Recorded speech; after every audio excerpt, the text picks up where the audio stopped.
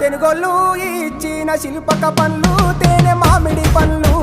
తీయంగా దిందామె తీరొక్క పండ్లు చిలక నేరేడు పండ్లు కాపంలో ఇచ్చిన మక్క కంకులు అవి పాల కంకులు కాల్చుకొని తిందాము కందికాయలు పచ్చి పల్లికాయలు గుజారి గుజారి మామిళ్ళ కిందో నల్ల మామిళ్ళ కింద కుసుమరోళ్ళేసిన కుందన బొమ్మ అది కుందన బొమ్మ